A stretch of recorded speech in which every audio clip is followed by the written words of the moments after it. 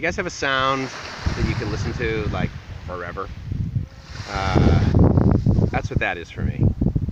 I could literally come to the beach and listen to that sound over and over and over again. And I forgot my selfie stick, so therefore the thing is shaking like crazy.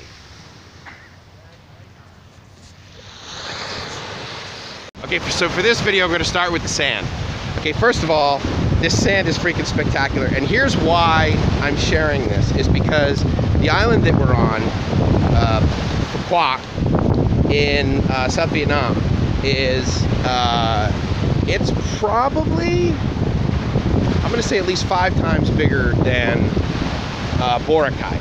And Boracay in the Philippines is, it's less expensive than, you know, being in the Caribbean or certainly Europe, that sort of thing. I mean, at the end of the day, it's still in the Philippines, but it is, it's expensive by the Philippine standards.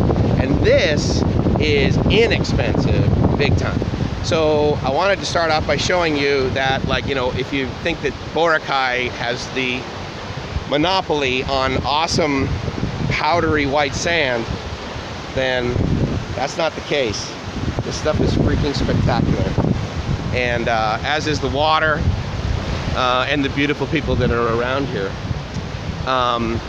And so, so I'll show you this, because this was like really cool actually. So this ended up being $5.23 for these chairs, and it came with a gorgeous Filipina girlfriend. So I'm like, sweet, I'll swing by. Why not? Boom. So. And it's got, you know, the standard underneath the palapa, you know, bar, right, playing playing American music, so that's been really cool. And so I wanted to share this because, you know, here I get a lot of, oh yeah, but if I had your life, and oh, I wanted your life, and I'm like, dude, okay, first of all, yeah, I'm honored by it. And oh, you know what? And a big shout out to my buddy Tom. I wanted to say thank you for your comment on one of my previous videos where I just sort of off the cuff said, you know, I have this life or whatever, and you know, I really don't deserve it. And I don't know if you guys do this. I have a handful, a finite number of friends, and then I have a significant number of acquaintances. People that I know of, and we catch up, if you will, occasionally.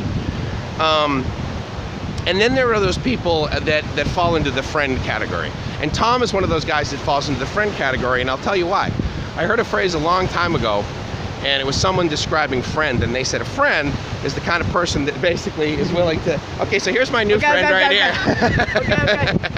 And that was pretty cool. He just like starts walking beside me.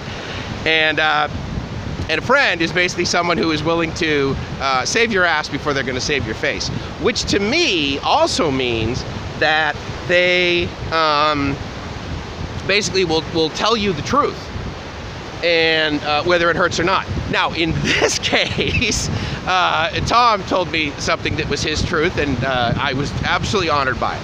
What he mentioned is that, Mike, you absolutely deserve the life you have, because whether he knows the way that I describe it or not, some of you do, which is basically 1 hour before I got sober, I was partying the way I party. And for me, that involves crawling around on the ground, naked, sweating, talking to bugs, weighing 130 pounds. I do not drink like a gentleman. I am not a social cocaine user. I do those two substances to such a level of excess. It is basically the equivalent of committing suicide on the installment plan. And so gratefully, I stopped doing that about 24 and a half years ago, in May of 1992. And so Tom acknowledged the fact. He says, look, dude, you know, and I appreciated it, because I think I, as well as other people, we use these phrases that are just like, oh, here's a great one. People will be saying something and they'll say, well, I don't know. And they'll just like throw that in there. It's like, how was your vacation? I don't know, it was like pretty good. It's like, well, hold on. I mean, you just threw that in. You absolutely know. You experienced it, you were there, you took friggin' 95 selfies of you and your wife and you threw it up on Facebook. So you know, dude. You know, but we use that phrase, I don't know. And I am guilty of that. Additionally, I was guilty of making a statement, a life that, well, quite frankly, I don't deserve. And so I appreciated the fact that he called me on that and said, look, dude, you absolutely do deserve this, you know? I also deserve the I also deserve the speeding tickets I get when I go 85 on the friggin' 5, right? So thanks for that. And anyway, so that kind of brought me to this video, which was, you know, sharing all this. And here's another one that people use, which is, oh my God, I'm so jealous. And I get what they mean by that. They're like, wow, I really wish at this second that I'm viewing this on wherever, YouTube, you emailed me a picture, whatever, I was there right now. And as I mentioned in another video, which is, the title of which was, you literally can do anything that you put your mind to. I still sort of question that, because I realize that the environment that people grow up in can be debilitating. It can basically hold you back whether you want to or not. To the point where when people make it out of those environments, we seem to really praise them for they came from nothing and they made something out of their lives, which was in sort of a judgment way severely difficult. So it was like a really awesome feat that they did. So that's really cool. So, and I'm basically just going to cruise down here until all the people start, and then I'm going to turn around, because I like being on these beaches. Wow, oh, that's a significant difference.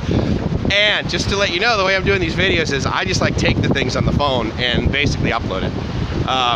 So there's going to be no editing of the probably shitty audio that just occurred for a while there due to the wind. I'm trying to use Gracie's headset here, which has a microphone in it, and the earpiece, with the microphone underneath my neck, with the hope that the wind won't be too bad. But anyway, so I wanted to talk about these things that we say that we don't necessarily mean, but they just kind of show up in our they just show up in our language.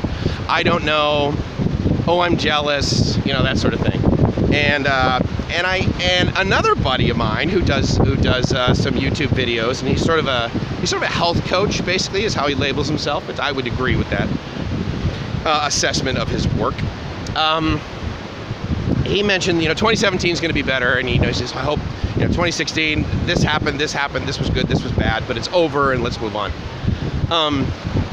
It's, I suppose, you know, it's ceremonial, right, to basically set up January 1st is the day that you're going to set goals, and then as long as you pretty much keep doing it until January 31st, you consider yourself successful, screw off on February 1st, and then the rest of the year you're like, whatever, I'll just do exactly what I did last year for the next 11 months, then I'll get completely shit-faced on December 31st, and I'll set these goals all over again, but they'll be more lofty next year in 2018. So I don't do resolutions for a number of reasons. But I'll tell you, one of the best things I learned from Al-Anon, which is relative to starting over on January 1st, which is if you're having a bad day, you can start your day over anytime you want. So if that's the case, we'll extrapolate that into the year. If you're having a lousy year in your mind, well, let's just start your year all over again. You know?